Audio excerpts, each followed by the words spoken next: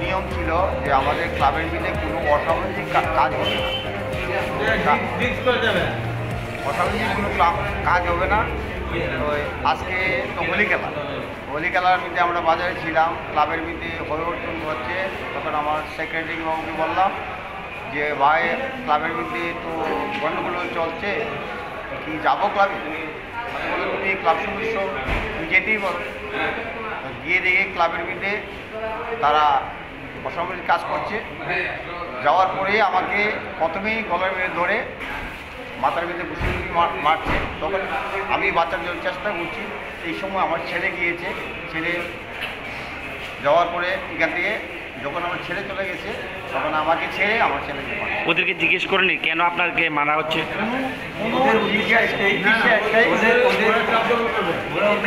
একটা বিয়ে বাড়ি ছিল, ওই বিয়ে বাড়িটা তাদের দখল করা এবং সাথে ক্লাবটাকে দখল করা।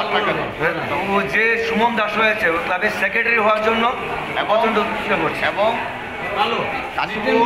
কাশীপুর যুব মোর্চার প্রেসিডেন্ট ছিল ওনা আগে, এখন নেই।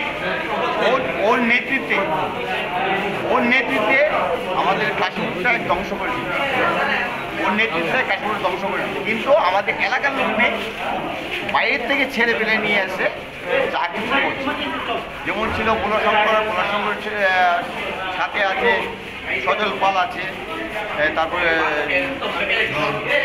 দুলাল ঘোষ আছে, তারপর ওদিকে আছে রঞ্জিত আছে, তারপরে একজন প্রিয় গাড়ি চালা, ওই আপনার নামটা কি বলতে পারছি না, ওই গ্যাসের গাড়ি চালা। তারা কতজন ছিল? তারা তো 40-50 জন ছিল, আমরা জানি না। আমরা খালি আমাদের ক্লাবে যাচ্ছি কে আছে, অনেক এবং কনক ঘোষ আছে, অঞ্জন ঘোষ আছে। এখানে মোটামুটি তারা 40-50 জন।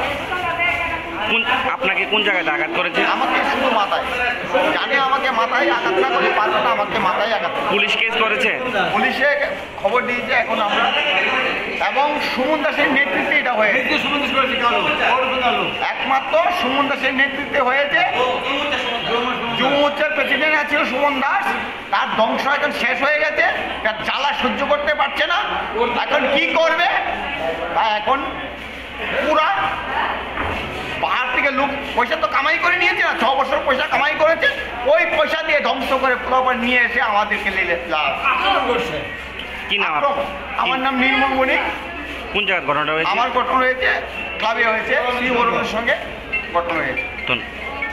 আজকে কাশীপুর শ্রী অরবিন্দের সঙ্গে তো কিছু দুষ্কৃতী লোক সুমন দাসের নেতৃত্বে কাশীপুর ক্লাবের মধ্যে বিশৃঙ্খল গালিগালাজ বা বাজে একটা আড্ডা বসিয়েছিল।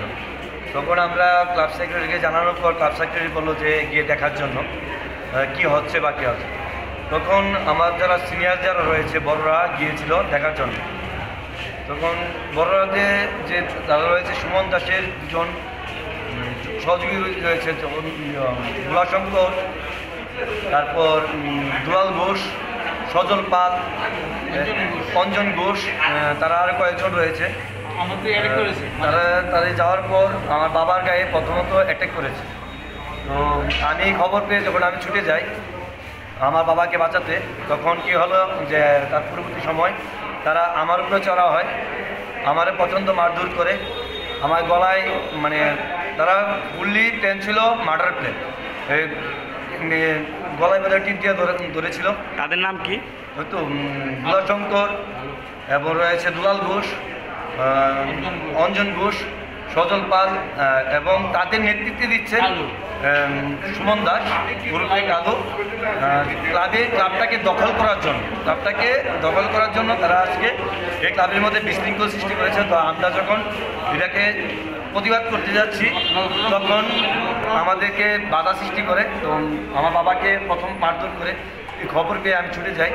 যাওয়ার পর আমাকে প্রাণনাশের হুমকি, আমাকে গলা টিপ দিয়েছে এবং আমার গলার মধ্যে কালকেই আমি একটা রূপুর চেন, আমার একটা তাবিজ ছিল, স্বর্ণের একটা তাবিজ, এই রূপুর চেনটা ছিনতাই করা হয় এবং আমার একটা মোবাইল ছিনতাই করা হয় এবং মানিব্যাগ ছিল।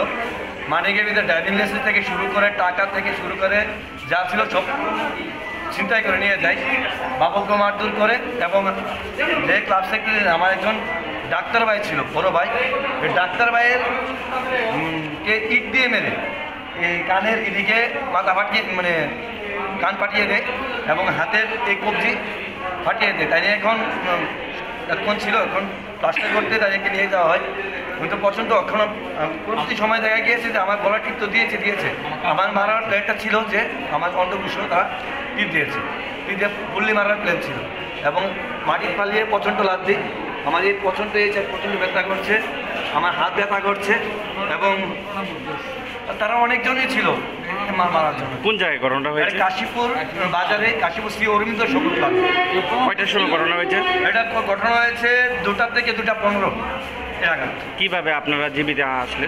আমাকে প্রথমত আমি পুলিশকে খবর দিই, কারণ আমি স্টেট যুব মোর্চার একজন সোশ্যাল মিডিয়ার দায়িত্ব আছি এবং ক্লাবের একজন এক্সিকিউটিভ মেম্বার হিসেবে দায়িত্ব রয়েছে। যখন আমি এক্সিকিউটিভ মেম্বার হিসেবে দায়িত্ব যখন আমি দেখতে যাই, তখন আমার এভাবে চলা হয়। তখন আমি পুলিশকে খবর দিই, পুলিশের সহযোগিতায় আমাকে এখানে নিয়ে আসে। কোন কোন জায়গাতে আপনাকে আঘাত করেছে? আমার প্রথমে মেরেছে, মুখে মেরেছে এবং গলা টিপ দিয়েছে এবং অন্ডকোষে আমাকে চিপ দিয়েছে এবং ইট নিয়ে মারার চেষ্টা করেছিল এবং ছুরার একটা চাকুর মতন কি যায় ছিল, এটা দিয়েও আঘাত করার চেষ্টা করেছে আমার। এখন আপনাদের অবস্থা কেমন আছে? আমার অবস্থা তো এখন বলতে আমার গলা দিয়ে কথা বলতে খানিকটা অসুবিধা হচ্ছে, যে রোগীতে অসুবিধা হচ্ছে, প্রচণ্ড মাথা ব্যথা করছে, মুখমুখে ব্যথা করছে, হাত লড়াতে পারছি না, কোমর লড়াতে পারছি না। আমার যা বলতেছে আমার মানে যে পেছাবে জায়গা ছিল, পেছাবে জায়গাতে আমাকে চিপ দিয়ে ধরে রাখা হয়েছে। পুলিশ প্রশাসনকে জানিয়েছেন? পুলিশকে জানানো হয়েছে। আমি একজন ডাক্তার দেখে এসেছি, ডাক্তার দেখার পর ডাক্তার যদি যথাসম্ভব ডাক্তার দেখা শেষ হয়নি, আমার বাবারও মাথার সিটি স্ক্যান করা হয়নি, করার পর ডাক্তার যা সিদ্ধান্ত নেই এবং ওনাকে অ্যাকচুয়ালি প্রথমে বড়রা গিয়েছিল এটাকে দেখার জন্য।